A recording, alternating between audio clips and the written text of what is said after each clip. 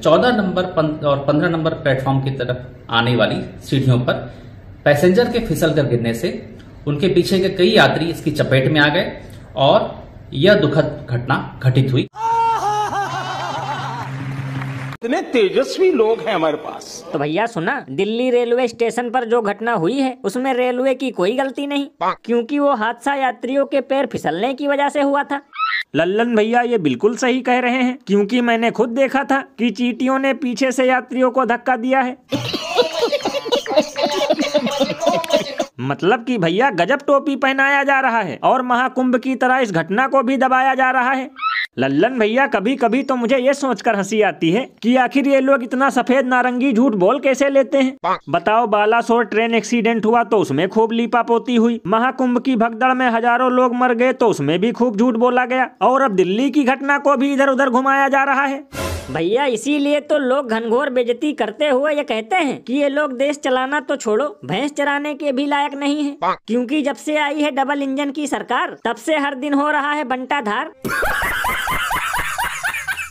ये बड़ी अच्छी बात कही आप।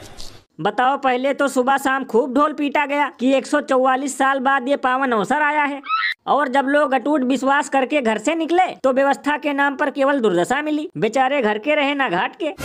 ये बिल्कुल सही कहा आपने। वैसे लल्लन भैया शुक्र है कि अब तक इस घटना पर धीरेन्द्र शास्त्री का वो बकलोली वाला भाषण नहीं आया कि दिल्ली स्टेशन पर जो मरे हैं वो मरे नहीं बल्कि उन्हें मोक्ष मिला है।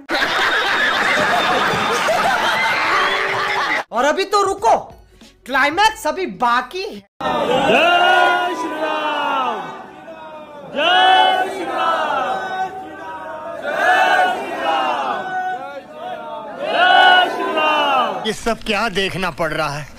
अच्छा है मैं अंधा हूँ। तो भैया देखा, ये डबल इंजन वाले महाराष्ट्र का नजारा है, जहाँ कुछ नफरती चिलगोजे दरगाह में घुसकर जय श्री राम का नारा लगा रहे हैं। तो लल्लन भैया इसमें हैरानी की क्या बात है? हो सकता है इन लोगों ने सुबह सुबह गौमूत्र पीने के साथ 1-2 कटोरी गोबर खा लिया हो, इसलिए ऐसी हरकतें कर रहे हैं।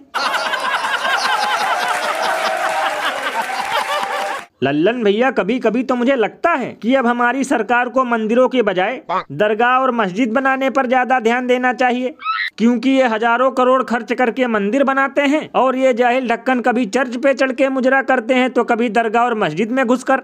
भैया इसीलिए तो लोग घनघोर बेइज्जती करते हुए ये कहते हैं कि राम नाम को बनाया जा रहा है नफरत का खजाना, और ऐसे लोगों को नाली में डुबोकर चाहिए जूता बजाना। अरे बाप रे, ये तो धोती खोल रहा है। क्योंकि बताओ, हर दिन सुबह शाम नफरत की आग लगाई जा रही है। वैसे भैया ये सब देखकर हमें बिल्कुल भी आश्चर्य नहीं होना चाहिए, क्योंकि जब कुर्सी पर बैठे लोग ही अंट-संट भाषण देते हैं और नफरत का माहौल बनाते हैं, तो ये तो बेचारे 5 किलो राशन पर जी रहे हैं, ये ऐसी हरकतें तो करेंगे ही।